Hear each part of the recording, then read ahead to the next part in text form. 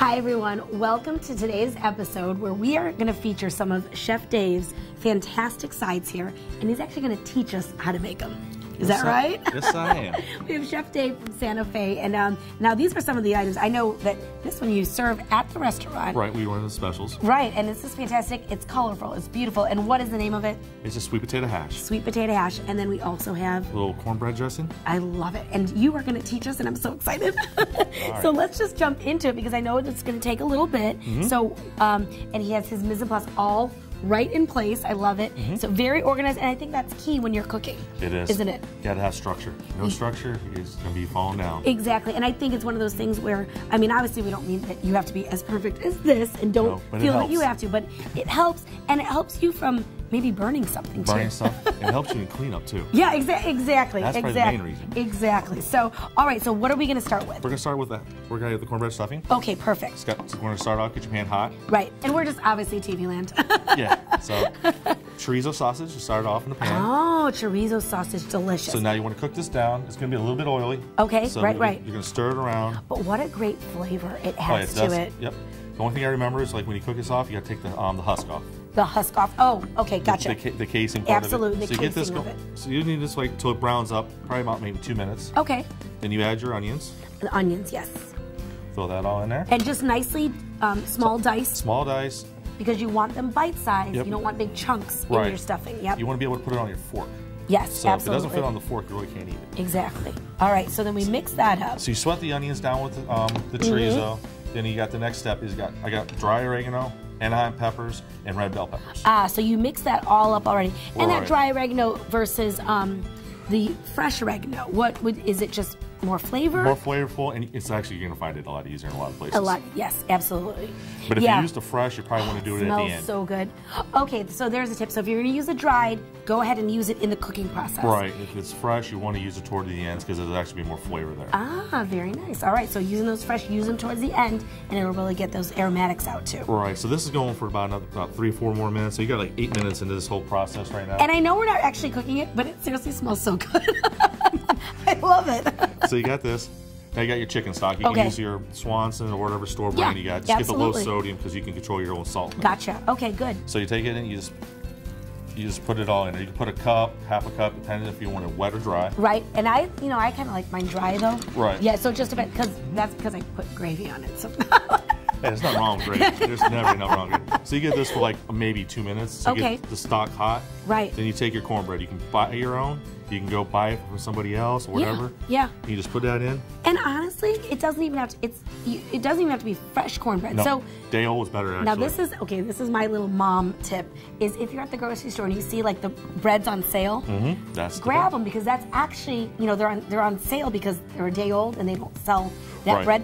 That is perfect for your stuffing. For stuffings. There you go. If you make your own croutons, stuff like that. Exactly. You don't want to use fresh bread. It's too soft. Right. Like if you like yours dry. Yeah. So all you would have to do is take this pan. Right. Pop it in a 400-degree oven for like 10 minutes. It'll dry it out to where you like it. I know. I like that nice and toasty. Right. Then you just plate it up, whatever dish you want. This is basically 1 to 2 persons, what I made. Right. And that's what this one is. Right. So this doesn't have to be just, I mean, I think when people think of stuffing dressing, they think it's just Thanksgiving and things like that. Right. No, it's any day. Any day you can have this kind of stuff. You can put this with a pork tenderloin. Ugh.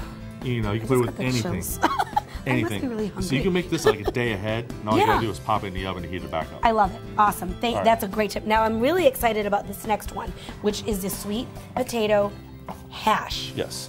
Now this is something that I feel like my kids would not normally eat a sweet potato, but they would eat this. Right. They'll eat it. One reason? Bacon. Yeah. You gotta have bacon. So, gotta have bacon. So I started off with bacon fat. Okay. So more bacon flavor. So you got the bacon. Oh my gosh, can I please just eat with this? Okay. So oh my gosh, that's so good. You started off with a raw steak. So you sweat it till you get to where you like the doneness. So you can control where you want it. Some people like it crispy. I like mine just like that. Exactly. Next step, just the onions again. Yep. And I'm starting to see a little bit, you're a little bit of a base there. You're getting all the bases. You're layering your flavors. Exactly. A meat, and then the onions, and then now you're going to be adding... All right, a little bit of heat with 1 jalapeno. You can cut it down or add more depending on how you want. And or if you don't want the jalapeno, can you do like a green pepper if you're not a spice person at all? You can just double up on your red bell. Oh, double up on the red bell because there is a little bit different flavor there. Right. It's a little sweeter. Gotcha. Plus the red bell helps you with color. Yeah, absolutely. Then this is where I saute for about 3 to 4 minutes. So this is a fast process. Oh yeah, it takes 5 to 7 minutes. Yeah. Especially if you get everything ready to go. How fantastic. Just a little seasoned salt and pepper. Okay. You know, and that could be whatever you want. Whatever flavors you want to go a little hot. Okay. They got that going. Ooh, again, it smells good. We're not even really cooking it. Right. Now sweet potatoes, blanched.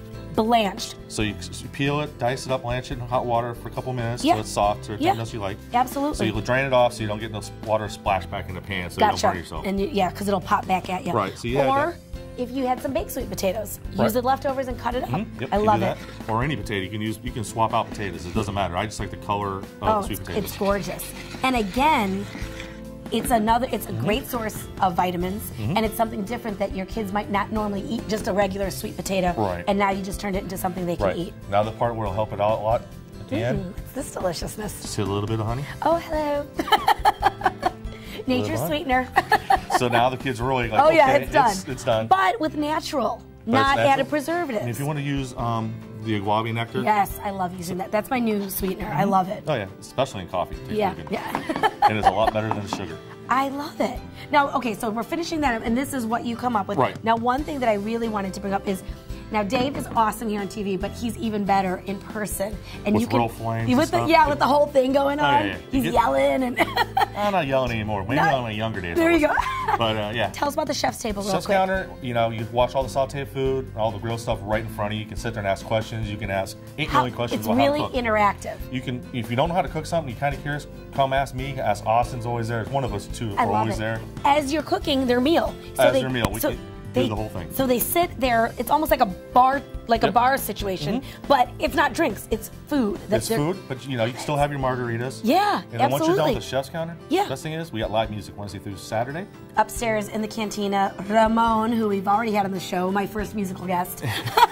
But please come see Dave and his crew at Santa Fe on 278, right there on the main parkway, and you can try any of his delicious things and have a delicious margarita. Yes. Thanks, Dave, for coming on.